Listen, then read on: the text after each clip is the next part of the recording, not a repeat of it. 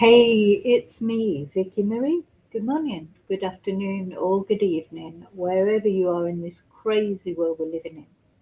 Now, for today's video, for this morning's video, those of you who don't know, my name is Vicky Marie. I am based in Spain, in Europe.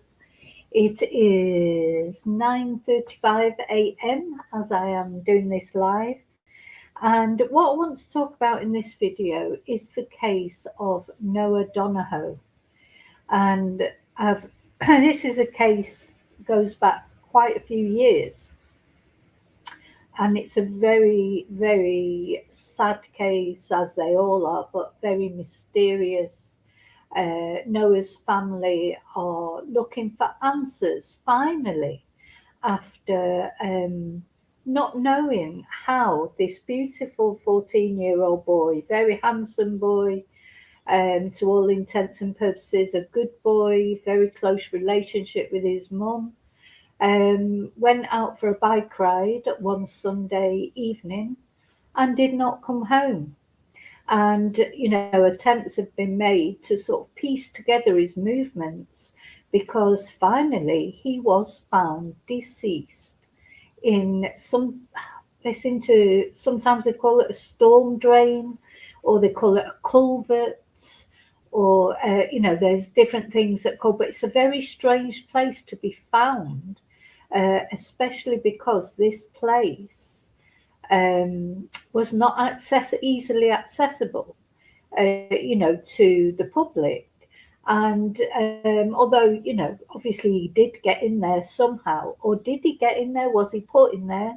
And he was found deceased, and his autopsy report said that he died of drowning. So what happened to Noah on that day that he set off for a bike, told his mum he was going to see his friends, set off on his bike? At some points in the day, he was seen, or the evening, because it was evening time, he was seen riding his bike naked by a couple of different people. He was seen taking his clothes off, apparently. He was seen falling off his bike.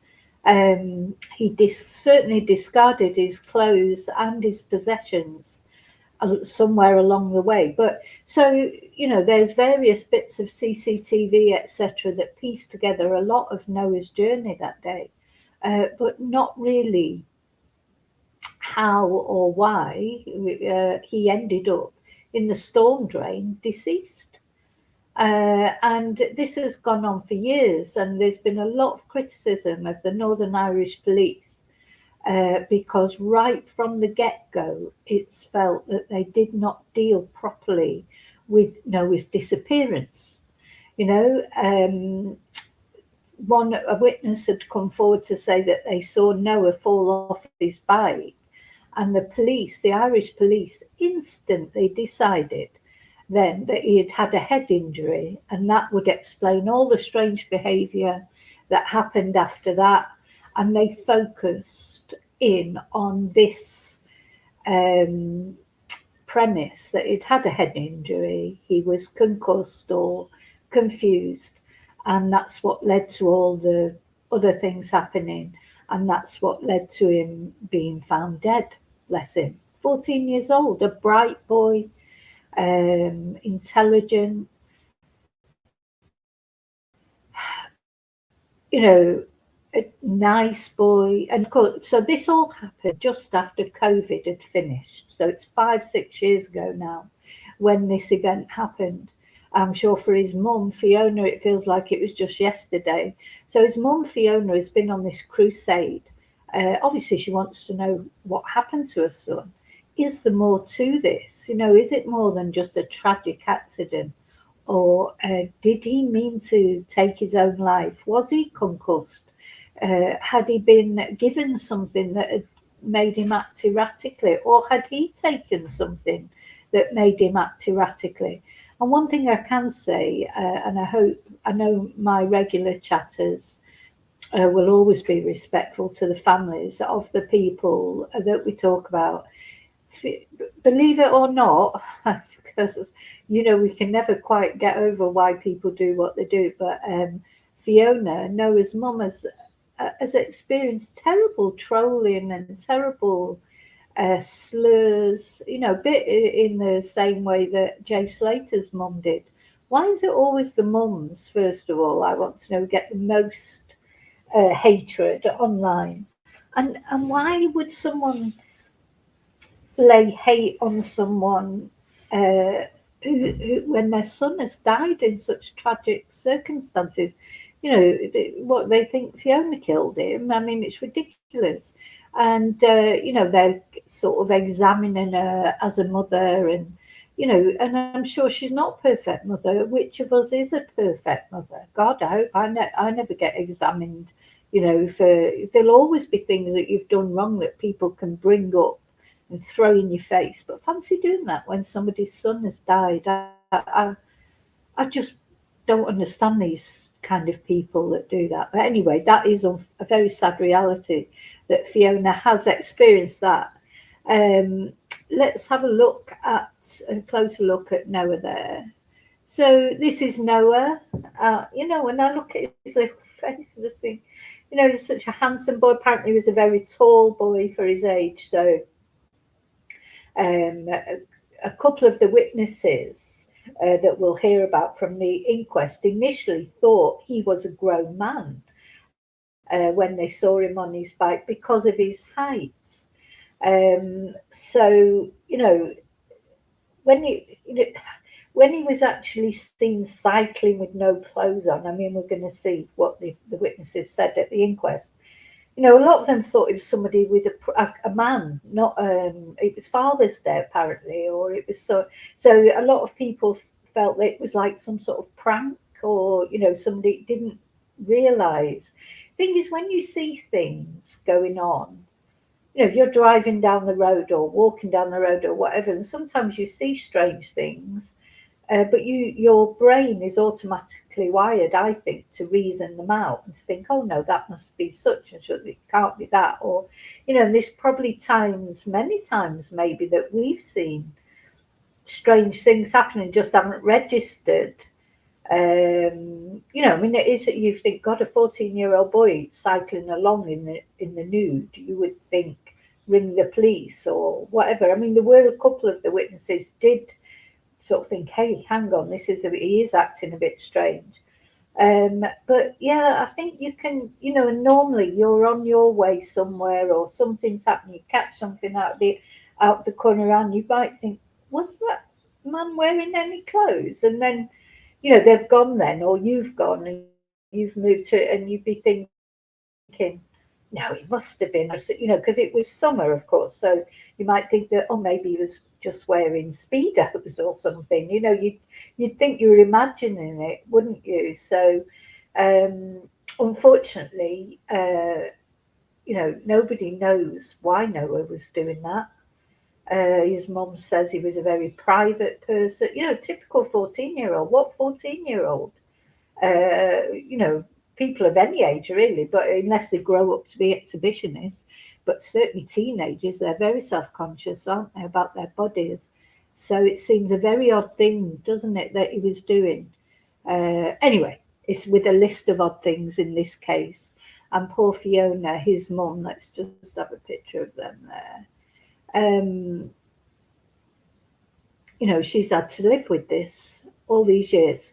But anyway, last week the inquest started. So we're going to do a summary. What we're going to do in this video today is a bit of a summary of what's happened so far in the inquest. But from next week, I'm going to start covering the inquest daily till the resolution of it. Because I think it's very important. And there are things coming out. Do you know there's things coming out in this inquest that even Fiona did not know, had not been told? So it's now a witness came out and said they saw Noah removing his clothes. Why has Fiona never been given all the details? You know, she's his mother. She had to find out like everybody else at the inquest, for God's sake. Anyway, here's this picture is, I think he is clothed on that one, isn't he? He's still got his helmet on, because he started off cycling with all his clothes on. his clothes on, his helmet on, and for some unknown reason, bit by bit, he just started taking everything off. And he did have this fall off his bike. But whereas the Irish police seem to focus in on that and say, oh, well, he must have been concussed, the witnesses are now saying in the inquest that they didn't feel that he did injure his head. You know, it wasn't that sort of fall. But anyway, we just got to wait and see what transpires in the inquest. So that's what we're going to do. We're going to recap the inquest so far, and then next week, we are going to start covering it day by day and see what verdict is reached. So first of all, I just want to say thank you to everyone. Thank you for watching. Thank you for liking. Thank you for subscribing. Very special thank you to my members. Why not think about becoming a member? We have a special members live every Thursday where we talk about unexplained events through history, really. Anything that's mysterious and unexplained. It could be UFOs, it could be missing people, crimes, etc. Anything. And of course, the members can, of course, as well suggest events to talk about. Also, a very special thank you to those of you who've bought me a Ko-fi. You know, I've got a fund going on, or a goal to buy a new computer because my computer died, and I'm sort of, getting somewhere with it, because also people have made donations in other ways. Thank you so much for that, because it's really important that I am, to be a YouTuber, you do have to have a half decent computer.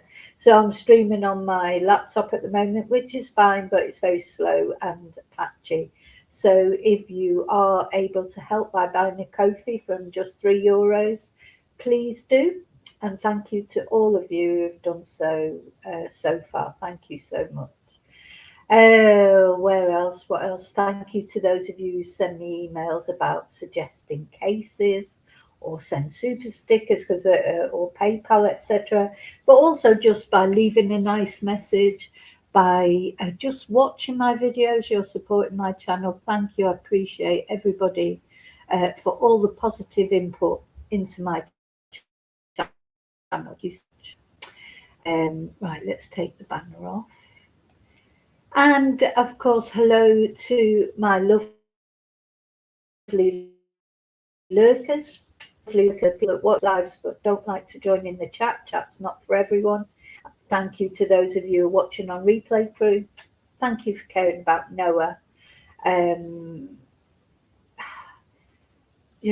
think any of us with children, but anyone who's got an empathetic bone in their body, can see that the thought of your son going out for a bike ride on a Sunday evening, and you go, all right, yeah, see you later, and then just never coming back. And then this whole mystery thing. I mean, it'd be bad enough, if they had an accident and it was clear cut what had happened to them. But to go through all this with not all this mystery, all these strange events, and live with it, and then combine the trolling, idiots out there trolling you. I suppose Noah's mum keeps going for him, for his memory, but it must be difficult sometimes, to just even keep going, wasn't it? But okay, I'm going to come into the chat now. See who's brave enough to come into the chat, put their heads above the parapet.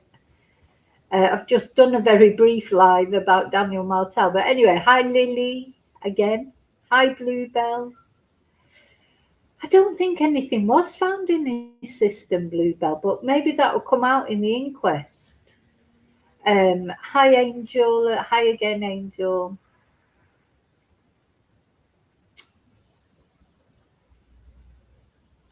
It's not a US case. No, it's Northern Ireland. This happened. Angel, this happened in Belfast, or near Belfast. So yeah, it's very close to home. Now, it's a case that's been simmering for so many years. I don't think I've covered it before. I think I may have covered it once, but just it's one of those cases. that you sort of want to avoid covering, really, for the simple fact there's so much conflicting information. And so now it's come to the inquest, and actual facts are coming out. Witnesses actually speaking instead of rumours and all, supposedly someone saw him here or this. So now it's the actual inquest and it's the facts coming out. That's why I feel like it's the time now to cover it. So, yeah, let's have a bit of a background. Now, literally, I'm going to read off Wikipedia just to give you the background to the case. I mean, I've, talked about it a lot, but I'm not sure on the dates and things like that. So this all happened in 2020. So it's just in that year of, what a year that was, wasn't it? Do you know, I always remember when my students, because for anyone who doesn't know me, I am also a Spanish teacher. When my students will pay for a course or whatever, and I give them a receipt, and you have to write the date, obviously.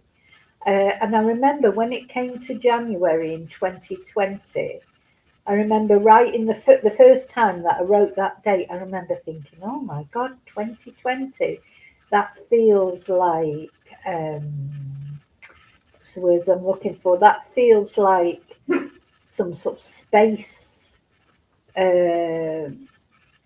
Do you know what I mean? It didn't feel real. 2020, it was like, and little did I know that 2020 was going to turn out to be just that mad year, wasn't it? When COVID struck, etc. So on on the 21st of June 2020, Noah Peter Donohoe, a 14-year-old schoolboy from Belfast in Northern Ireland, went missing while he was cycling in Belfast. So I think I will, let's see, shall I? Not sure why the dog's whimpering. So he was found deceased 6 days later. So he was missing for 6 days. And he was found in a storm drain. And a post-mortem examination concluded that he died by drowning. And the circumstances of his disappearance and death, the handling of the police investigation, and delays in releasing key evidence have led to widespread public concern, sustained advocacy, and an inquest process that has begun but is still continuing. Now, I wonder if it will say here. So, yeah, let's have a look at I'm going to share this, actually.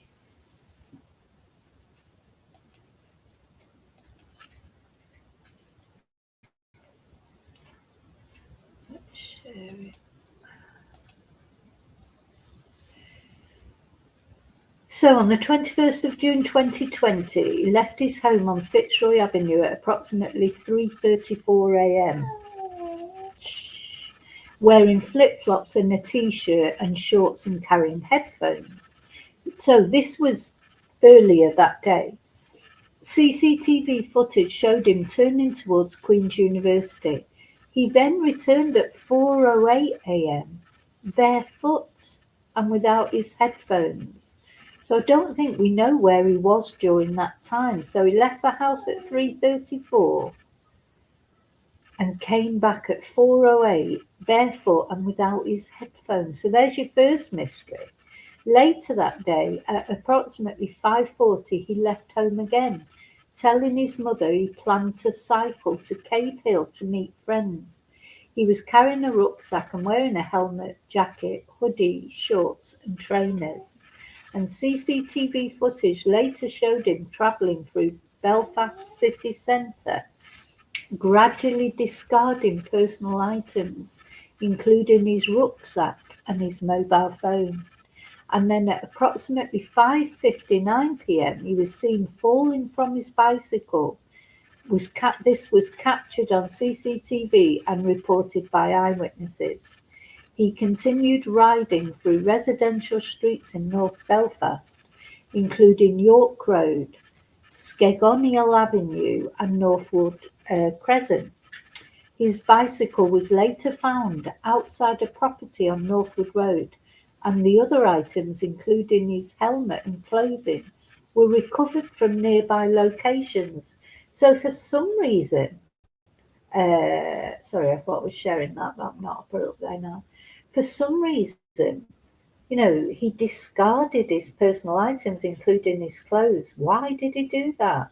Was he having some sort of psychotic break, or, it's so strange for a teenager to remove their clothes in public. I think even teenagers don't even like going to the swimming pool, do they, and things like that, and showing their bodies off. They're very self-conscious. At approximately 5:59, he was seen falling from his bicycle. He continued riding through residential streets in North Belfast, including York Road, Skegonial Avenue and Northwood Crescent. His bicycle was later found outside the property. Okay, so the final confirmed sighting occurred at approximately 6:08 p.m. when CCTV captured Noah on Northwood Drive. And additional footage showed him unclothed.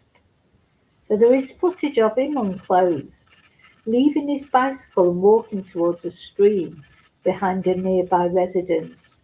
The stream led to a culvert inlet on land owned by the Department of Infrastructure, which was gated and not publicly accessible. And the inlet was covered by a metal grille but was not padlocked. The land was not a public park, and it was accessible only to certain residents.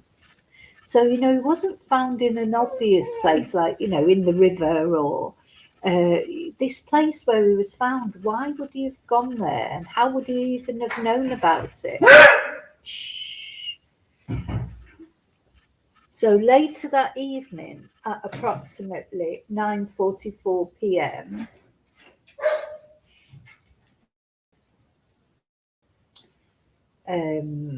sorry, hang on a sec, lost track of it there. At approximately, where am I? 9:44 p.m., Noah's mother contacted the police to report him missing. A coordinated search operation followed, involving emergency services and volunteers. So it was to be 6 days before Noah's body was recovered from a storm drain in North Belfast. Is that going to, if I press that, will it take me to? Oh,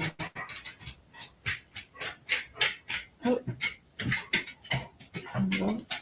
No, I'll have a look. I'll put some photos up in a moment of the actual place where he was found. Very, very strange. Sorry, there's been a changeover of the dogs. That's what the dog noise is that you can hear. So a post-mortem examination concluded he had died by drowning. And as part of the wider investigation, a man was jailed for 3 months in January 2021 after pleading guilty to stealing his rucksack on the day he went missing and attempting to pawn his laptop. He told police he had found the bag near Ulster University buildings in Belfast city centre, but the court said there's no link between this individual and Noah's death. So that's the background of it. So we're at a point, all these years later, where finally the inquest is happening. Okay, so let's have a look for a picture to show you the storm drain.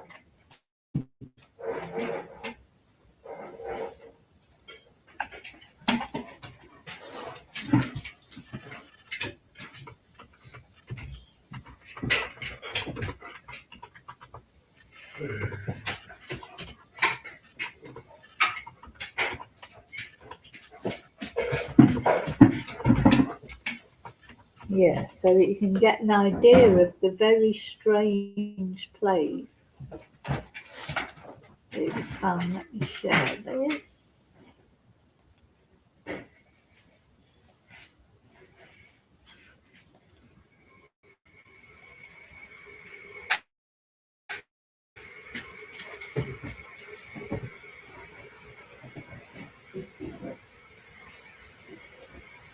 So you can see it's, look at now, did he open that up or did he squeeze through the bars? I mean, he was a slim lad. I don't know. Anyway, you can see it's a very strange place. Also, it's not publicly accessible except by certain properties. It's not something that you could be walking down the road and see and think, oh, what's that? Let's go and have a look. Why did Noah even know about this place? And why did he go in there? Did he deliberately mean to delete himself? Or, is it just some sort of, did he have some sort of psychotic break or mental health incident that made him, cycle naked along the road or why would he take all his clothes off in public like that? Very odd, isn't it? But even, he had been taking substances. I think it's very unusual for a 14-year-old boy to voluntarily strip in public and, just they're very self-conscious normally about their bodies. So it's obvious, it's just there's something more to it. We just don't know where it is, do we? So anyway, let's have a little recap of the inquest so far. That's what I want to do now. And I'm following the thing is, it's been going on for a few days, but because it started, I think, on Monday. But to be fair, the first couple of days, it really got going when the witnesses started giving their evidence, about the people that had seen him, on his bike, fall off his bike, etc. That's when it really got going. The inquest up the past couple of days, I suppose, rather from right at the beginning. But what I'm going to do is I'm going to read out the blog from the Belfast Live, which summarises. So this inquest is running from Monday to Thursday. So there's no inquest today, no hearing today. So it'll be Monday before the next installment, if you like, which as I say, I'm going to start covering it daily then, because there's a lot, to talk about in one video, if you like. So this guy starts off saying what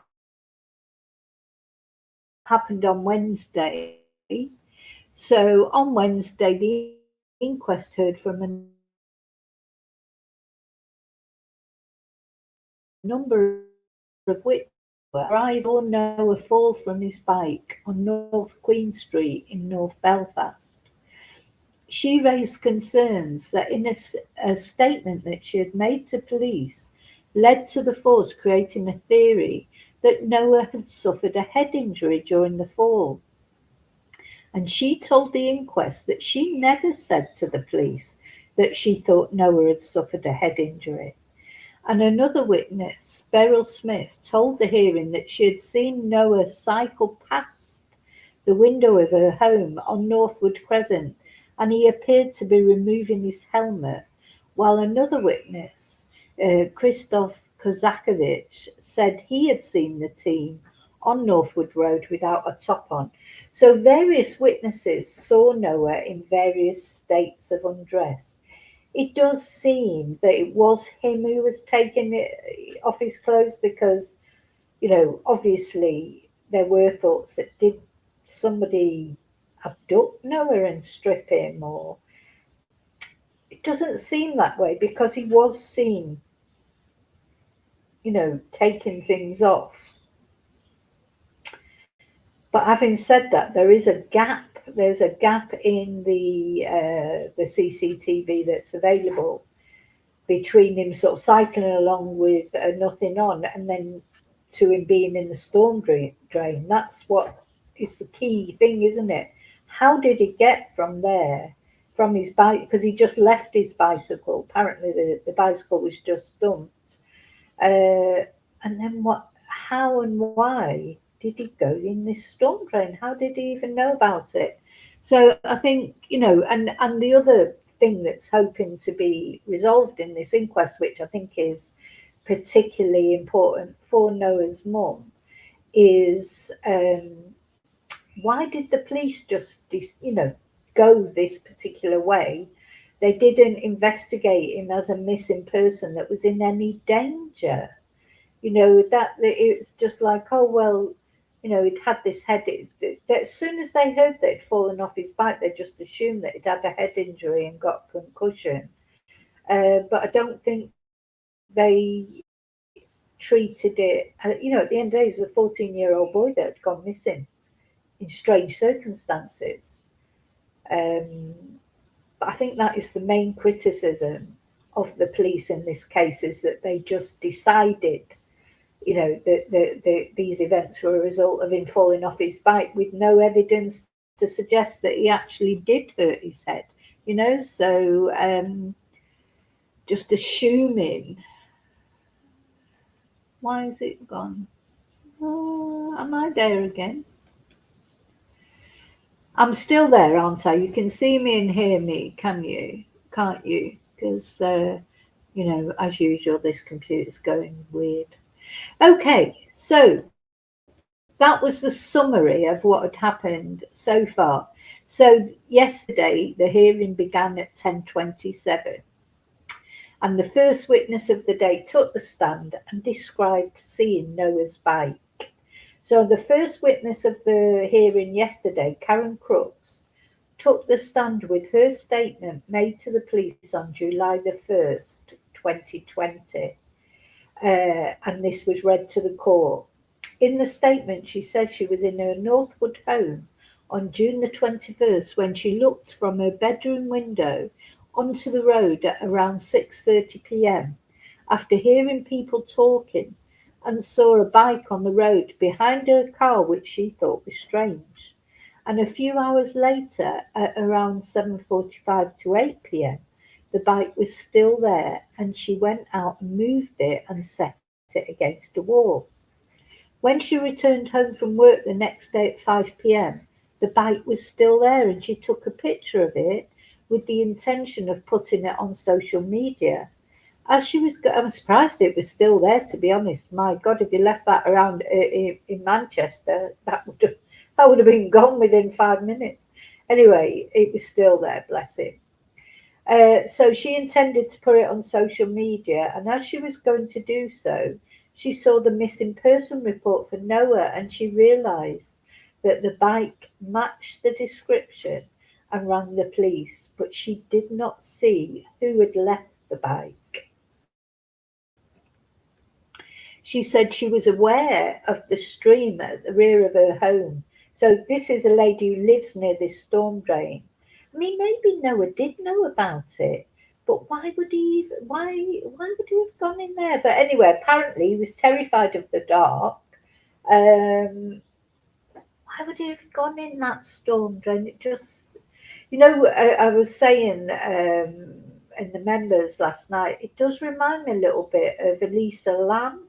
The Canadian girl who went missing in the Cecil Hotel in America, and that strange CCTV or the elevator video of her in the lift in the hotel pressing the buttons. And then she went missing, didn't she? And then she was found in the water tank on the roof of the hotel. And the general result of her inquest, I think, was that it was like misadventure, that she went up there and she got in that water tank and drowned. Now, is it possible that people do things like that? To me, whenever I look at that Lisa Lam case, I can't believe that she got up there and did that herself. But I know that people do strange things and that you just can't get your head around. But this reminds me of that a bit. You've got all these sort of mysterious CCTV recordings of Noah, riding his bike naked, etc., disposing of his clothes, etc., etc. But then you've got this sort of gap of, you know, why did he put his bike there and go to this storm drain? But anyway, I don't know. So she said she was aware of the streams at the rear of her home and the storm drain at the rear of a nearby property at 85 Northwood Road. She said she did not have access to the storm drain and was not aware if anyone did, other than the agency that managed it.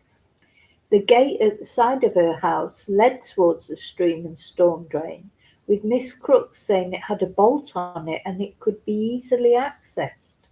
The court heard that Miss Crooks found Noah's bike around 30 minutes after he is supposed to have left it on Northwood Road. So he must have known of that. If Noah got in that storm drain himself, he had to know about it, didn't he?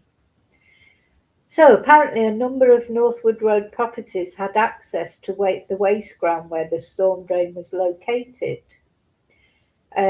However, someone would have to trespass through these properties to access the area due to a metal fence surrounding it. So I don't know. Do you think he... Oh, well, anyway. So then they were discussing in the hearing. The hearing has heard that that what's been referred to as a storm drain at the rear of the properties on Northwood Road is a culvert that had a debris screen on it. And Miss Crooks has been asked if she was aware that the Department of Infrastructure checked the debris screen and culvert every week. Now, I think this is important. So a BBC interview that Karen Crooks did with Evening Extra has been read to the hearing. And in the interview, Miss Crooks describes the storm drain and said she thought the grate on it would not have allowed a child to go through it. However, her 5-year-old son had told her he had managed to get through the grate. Well, I'll tell you what, this is not safe, is it? You know, so her child had managed to fit through it. I mean, did he try to go in it?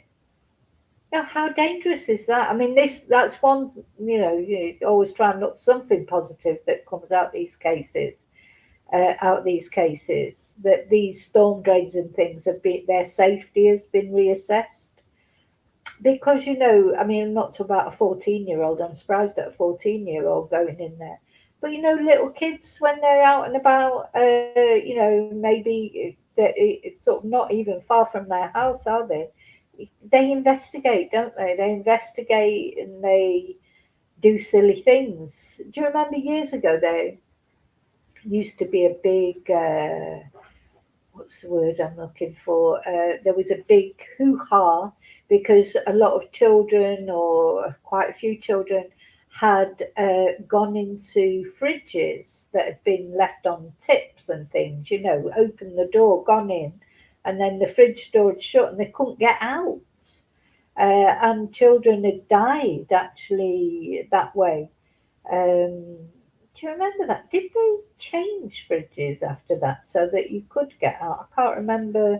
It led to a big hoo-ha anyway, and a big safety campaign about fridges. But it seems to me that if this very sad, tragic case of Noah has led to a safety assessment of these storm drains, that is, at least in itself, a good thing. But the thing is, if there was a bolt on this storm drain that could just be easily opened, like not locked, anyone could get in there, couldn't they? I mean, Noah wouldn't have to squeeze through the railings. Maybe he could squeeze through the railings. He was a very slender boy, and of course he wasn't wearing any clothes by this point. But having said that, if there was a bolt on it that wasn't locked, then he could have just opened it and gone in, couldn't he? So also in the BBC interview, Miss Crooks said the police were always around the storm drain in the days following Noah's disappearance. And the witness was not aware if there was a lock. She believed that the access hatch of the grate had a lock on it, but she was not aware of it or she had not been down there in a couple of years. So she was asked if she was aware of why it would not have a lock on it, and that it may need to stay unlocked in case someone was washed through the debris screen. Yeah, so if you had a lock on it, I'm just trying to work this out in my head. If somebody pushed through the debris screen, it needed to stay unlocked in case someone was washed through the debris screen. Now, I suppose when there's flooding, as there often is, that what they're saying, that if somebody actually got washed into the storm drain, it needed to not have a lock on it so they could get out? Oh my God. Oh dear, oh dear, oh dear. It's chilling, isn't it, really? These are, the thing is, these are things you just never even think about. I'm now thinking about here where I live in Spain, there are storm drains. You couldn't fit through them. Nobody could fit through them. Not even a dog or a cat could fit through the screens. They're small holes, but they're big. But so I'm just getting it, because we have had floods everywhere, as floods these days, isn't it? Don't they, from time to time? And it's just terrifying to think that person might be washed into a storm drain or whatever, and then not be able to get out. Just it's so surreal, isn't it? So surreal. So then Miss Crooks was shown CCTV and dashcam footage of Northwood Road in the minutes after Noah left his bike in the area. Now, this is Fiona, Noah's mum, and my heart just goes out to Fiona, because at the end of the day, her son's not coming back, whatever the result of this inquest is. But I just hope whatever she feels is, I don't know what her hope is through the inquest, like what she hopes will turn out, maybe that changes are made in the safety around storm drains, or changes are made in the way the Northern Irish police deal with cases. I just hope whatever her hopes are in this inquest, probably a lot of it is to do with answers as to what happened to Noah. I hope she gets those answers. I can't imagine the pain that she's going through. So then she was shown pictures. Miss Crooks was shown pictures showing access routes to the stream and culvert behind her and the neighbours' properties. She assumed the culvert grate would have been safe. She told the hearing that prior to Noah's death, she assumed that the grate around the culvert would have been safe for children to be near, as it had been built by a government body. Gosh. Well, you would it? I suppose, yeah. We do take safety for granted, I think, of those kind of things, don't we? You just presume, well, the necessary precautions will have been made, checks, etc. You just depend on, if a government body has installed it. I mean, we obviously shouldn't just assume that things are safe, but I think we do assume that a lot of things were safe. And she says she was never warned that it could be dangerous for children to be near it. Yeah. Now, this is quite a key thing, I think, because apparently on the CCTV of Northwood Road in the minutes prior to Noah being seen and dropping his bike, a pair of feet can be seen in the top right-hand corner of the screen. And Miss Crooks has been asked if she knew who this was. And she says she did not see, so she didn't know whose feet this was. Then they had a break for lunch. And then a house-to-house questionnaire carried out by police at a property on Northwood Road said that Noah's trainers were found outside of 61 Northwood Road. Then another questionnaire of a Northwood Road resident said they saw Noah take his top off and place it on a wall. Then we've got these three noises. A Northwood Road resident told police in a questionnaire that they heard three noises at 1:30 a.m. The noises were recorded on the document as eek and ugh. Now, was that Noah? And then a witness said that Noah Donohoe at the Noah Donohoe inquest, that she was not aware of reports of noises or torches being used in an area close to where the schoolboy's body was found on the night before he went missing. Karen Crooks, a resident of Northwood Road in Belfast, continued giving evidence to the inquest after lunch, and Brenda Campbell, barrister for Noah's mother, Fiona, asked the witness if she was aware of a neighbour hearing noises at the back of their house at around 1:30 a.m. the night before Noah went missing, and Miss Crooks said she was not. And Miss Campbell said, "Did you hear any noises?" Miss Crooks said she had not. And the barrister asked if she was aware there were torches in the area that night, and Ms. Crooks said she was not aware of that. Then, another report, a car was seen speeding down the street after the sighting of Noah on Northwood Road. Do you know, I'm thinking about this inquest and from what we know so far, what the possible things are going to come up with, because they can't prove it is self-deletion. It's like misadventure, would it be in the end, or will it be an open verdict? Because to me, I always think that if you don't know what happened, it should be an open verdict. Like with Nicola Bulley case, it's not whether you're even saying, oh yes, there was foul play. You don't know what happened. So if you don't know what happened, surely it's got to be an open verdict if there's no proof of what happened.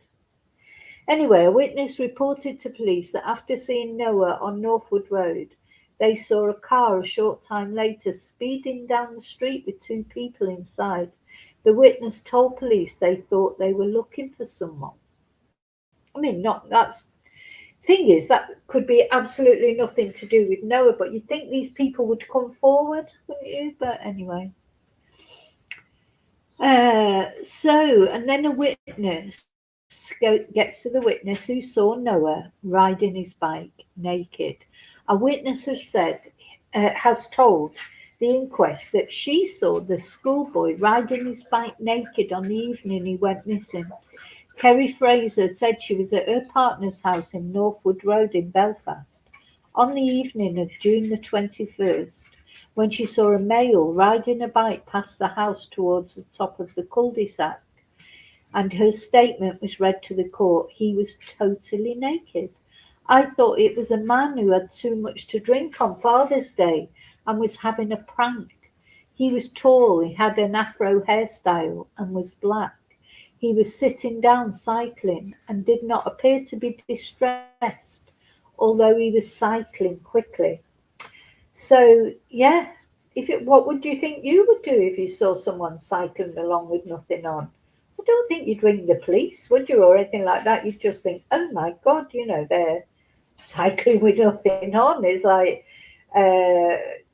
just wouldn't really register, and especially with Noah being tall. I'm sure if this lady knew he was only 14 years old, maybe she would have been, a bit more curious. But because she assumed it was a man, she just assumed it was somebody having a prank.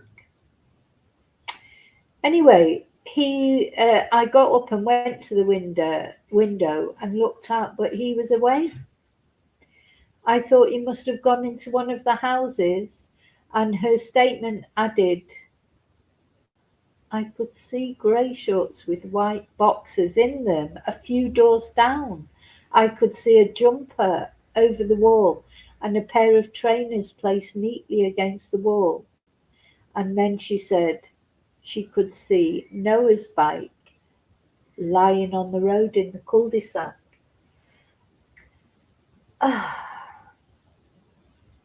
So it seems like Noah did take his own clothes off, doesn't it? Well, according to what the witnesses say, anyway. Now, very sadly, I know from, cases that I've reported on before, quite often people do sort of remove their clothing and just put it very neatly at the side of the river if it's a river that they've decided they're going to do whatever they're going to do. But I've never heard of anyone, disposing of their clothes and then, walking naked to where they were going to do it, or cycling naked. There's something, if no foul play came to Noah and he did it all himself, there's some either mental health issue or he'd been given something, but that would have come up in the autopsy, of course, wouldn't it, if he had drugs in his system or whatever. And then another witness saw two men talking to someone on Northwood Road after seeing Noah. And Kerry said she saw two people talking to someone at a property on Northwood Road shortly after seeing Noah. But she said she did not know who they were, and she said she could not see that far. So it's not, again, not necessarily anything to do with Noah. But then wouldn't those people come forward? So then she was shown CCTV of a car arriving on Northwood Road beside where Noah left his bike. It appears to show two men leaving the vehicle, one taking an item from the back seat which appears to be flowers. And the men returned to the vehicle and left the area after just over 5 minutes. Again, no, not really any proof that it's anything to do with Noah. I think that was it for yesterday. This will be a summary. So here's Fiona, Noah's mum, arriving with her solicitor. And they've just, that's it. That's what happened. What was that? Yesterday. That's just a recap of what's happened so far. What do you think? I mean, to me, it's just completely mysterious. Now, there are more things to do with this. Noah had. I'm not going to. I could be on all morning talking about all the strange things in this case. And I'm not going to do that. I will make some short videos just giving some information. I just want to direct, if you want to know about this case, more about it, obviously I will be talking about it too, but a good, let me find, what's the one I've been watching? The BBC Sounds has been doing a very, very good analysis of the inquest, or I think it is. But I did notice Fiona, Noah's mum, was on TikTok. Because she's on, if you want to hear it from the horse's mouth, Fiona is on TikTok and she's talking about the inquest every day and her impressions. So, the thing is, the trouble with hey, the trouble, right. The trouble with inquests or any court case where it's not televised, this is, in my opinion, why court cases should be televised, because people can see what's really going on then. Because the thing is, when you're relying on a reporter's account, or even say I was there and I was reporting on it, you're relying on what I say, and I pick out some things that I think are important. That somebody else might pick out another thing that they think is important. Whereas if you're watching the whole thing, actually watching it, you're seeing everything that happens. You're not getting someone's impression of what happened or what somebody remembers or somebody's interpretation of what happened. I think that's important. I think these things should be televised really for that reason. Then nobody can say it's been misrepresented. So I'm going to just play this to finish. So let me just show you. On BBC, says that the page you're looking for is no longer there. I just got it up there. Where's it disappeared to? So it came up and then literally as it came up, it disappeared. Let's try that again. So BBC sat, oh no, they've taken it down, I think. Have they taken it down? Let's try this one. No, it's gone. How old?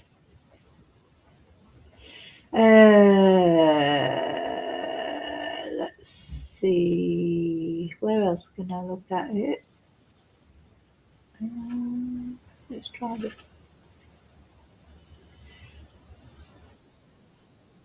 Yeah, maybe because they've put it on YouTube that they've taken it down off the BBC Sounds. But yeah, this has been I think they've given good coverage. But I noticed that Fiona was a little bit critical of what she calls the legacy media because they haven't said enough about things that she finds really important. So one thing that has come up in the inquest that she didn't even know about, she had to find out like everybody else, was that there was CCTV of Noah removing his clothes. And really, the mother, she should have been the first person to know about everything in this case. She shouldn't have to find out about things at the same time as the general public in an inquest. She should be warned of everything that's going to come out because otherwise it's too distressing, isn't it? But let's just have a look at this.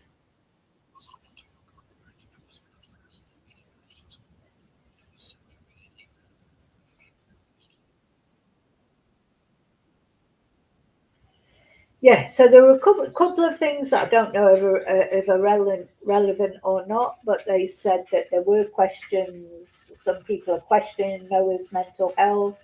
Now, we know that at 14, that is the time when mental health issues can start in puberty, isn't it? When children go through puberty, and that awkward phase between being a child and then being sort of a teenager and an adolescent. That's when a lot of mental health issues arise, isn't it? Or become more evident, and it can be exacerbated by substance abuse or alcohol. And I'm not saying that that's what happened with Noah. I'm just saying in general that can happen. There were also questions about his sexuality. I'm not sure what that's got to do with anything, or does that matter? I don't know why why he's even bringing that up, but anyway, he is. Let's have a little listen.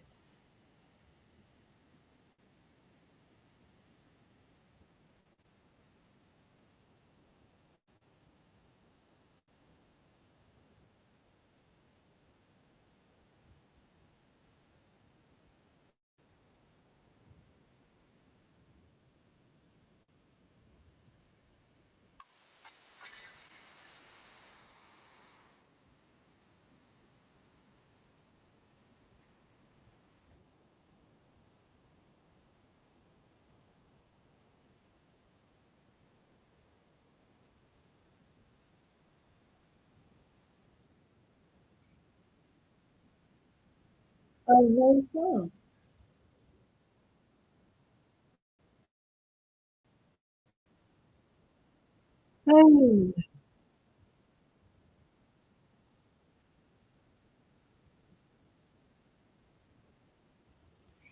So there's no sound. Well, the sound's turned up on there. That happens sometimes. I have no idea why. Anyway, I probably shouldn't play it. I don't know if they'll pick me up copyright or not, but let's just try again.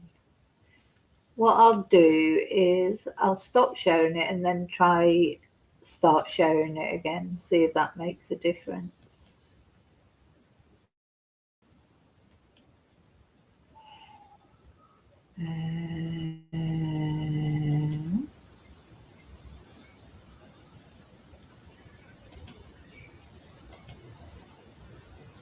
I just wanted to give you an idea of this podcast. I think it's a good podcast, but as I say, I don't know actually. They may well pick me up.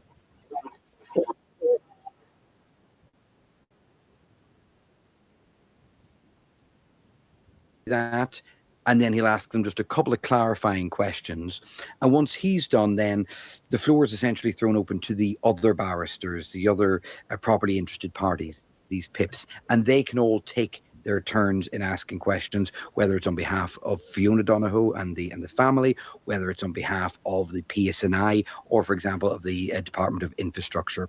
And I think what might surprise people, Declan, is the fact that the friends are now 20. Yeah. You know, Noah disappeared and died when he was 14. So I suppose in most people's minds, these young friends are still that age, but they've moved on. So tell us about Jay Tierney. What was he like? Well, he was one of maybe 15 people his age in the courtroom today. That was probably the bulk of those in the gallery. Jay, young man, as you say, slight build, rust jumper, glasses. Yeah, I think that's an important point that they made as well. Of course, these boys, they were young boys, same age as Noah, his friends, 14 or around that age. They're now men, you know, they're now 20, 21. And, you know, that would have been very distressing for them too, wouldn't it? When something like that happens to your friend. And as he took to the witness stand, I could see Fiona Donohoe, who was across the courtroom, was watching him very closely and kind of smiled at his arrival. So the first thing he did was read out statements. He has given two previous statements to police, one on the 9th of July 2020, that was just 12 days after Noah's body was found, and then one almost a year later in May 2021. And how that process worked was that they were sitting in another friend's house, Charlie's house, and a police officer came and she would ask them questions and they stepped through it. So it's in the police officer's handwriting. So although Jay is reading it, he's trying to decipher some things that the police officer has written. But some of it, for example, said, by third year in St. Malachy's, their school, we were very friendly. He said that Noah was eccentric, but not in a bad way. He wasn't your typical 14-year-old, but he was always trying to learn new things and he was inquisitive. He had more awareness than other kids his age. Jay said Noah asked lots of questions and his mind was always 14 steps ahead.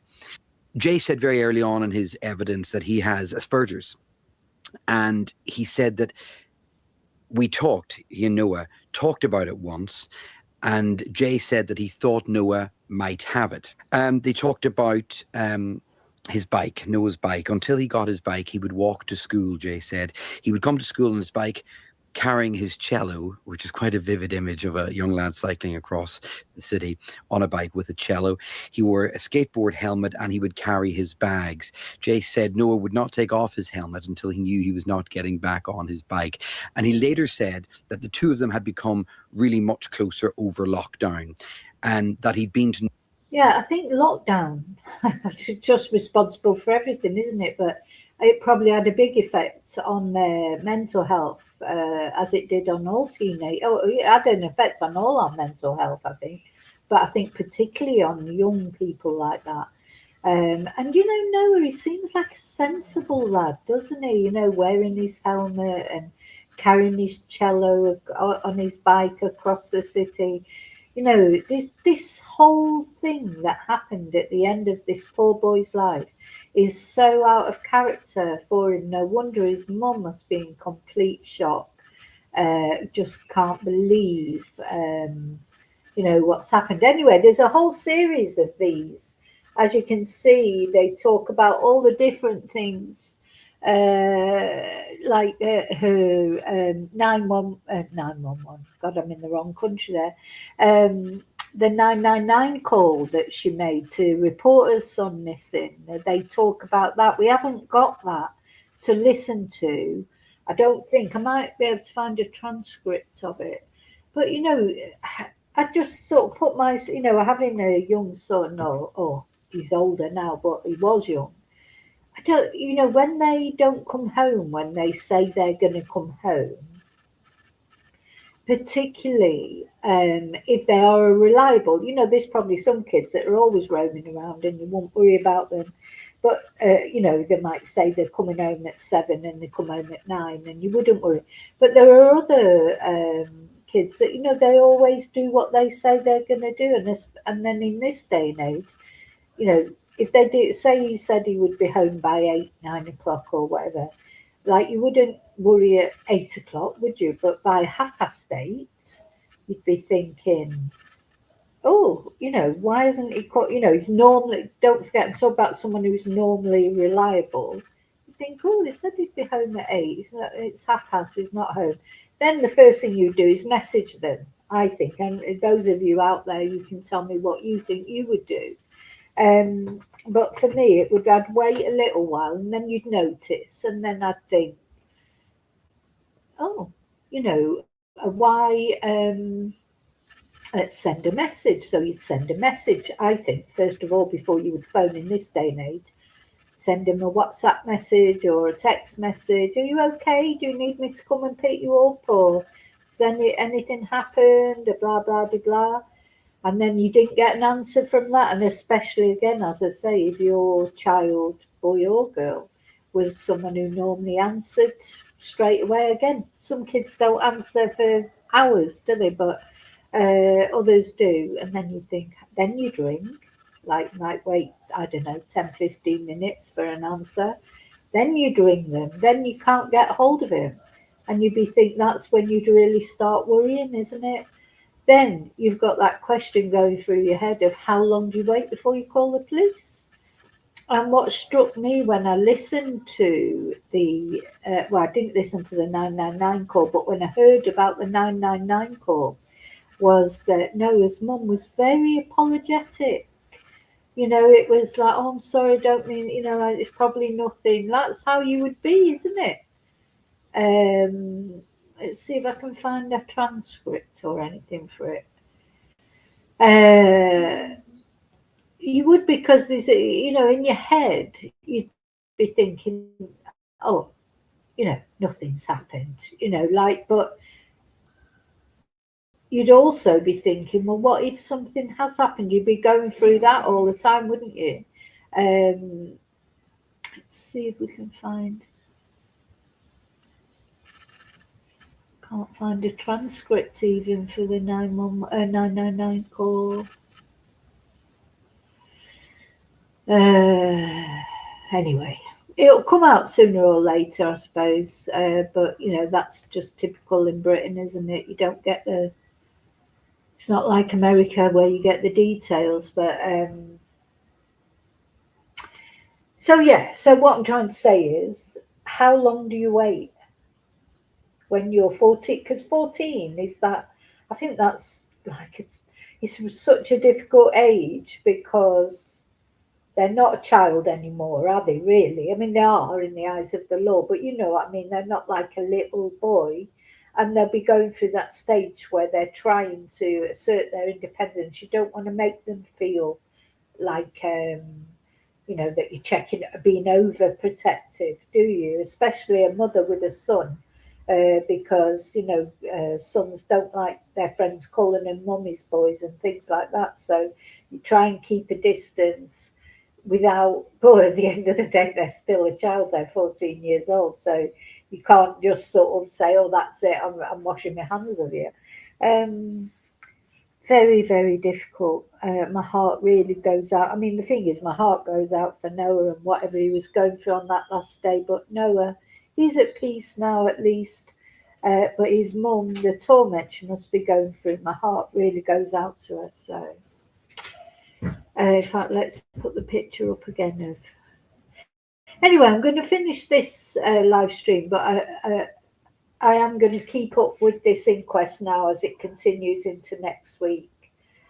follow it every day, and I'm feeling myself getting a little bit emotional looking at this picture of them, because you just can't imagine what Fiona's going through.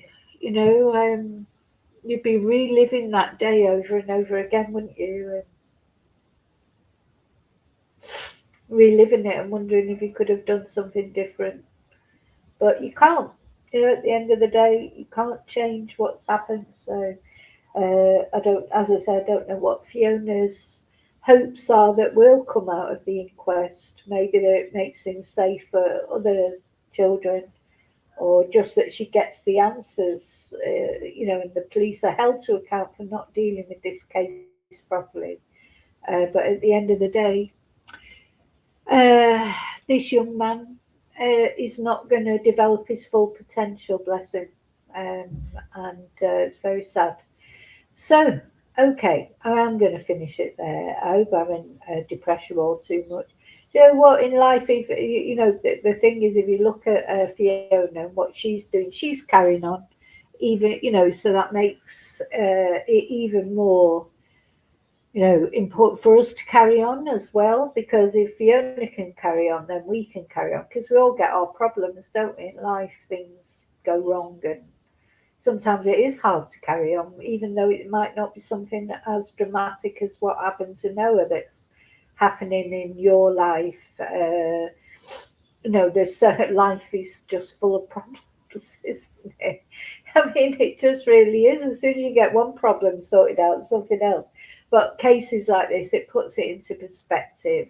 You just have to keep going, put one foot in front of the other, whatever happens, just like Fiona is doing. She's doing it for Noah, I expect. And we should all have someone we're doing it for, our children, our parents, our family, our dogs, I mean, our cats, whatever. You know, you need a reason to carry on sometimes, because of, you know, all these things that can go wrong in life. It can be health issues, it can be mental health, it can be finance, it can be a combination of everything.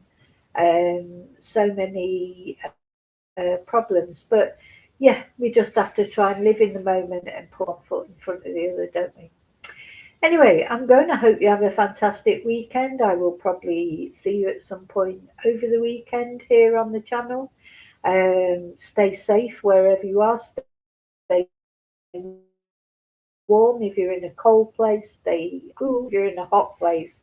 And, you know, the most important thing is, may your God go with you. Thank you so much. Oh, and don't forget to like and subscribe, please. Bye.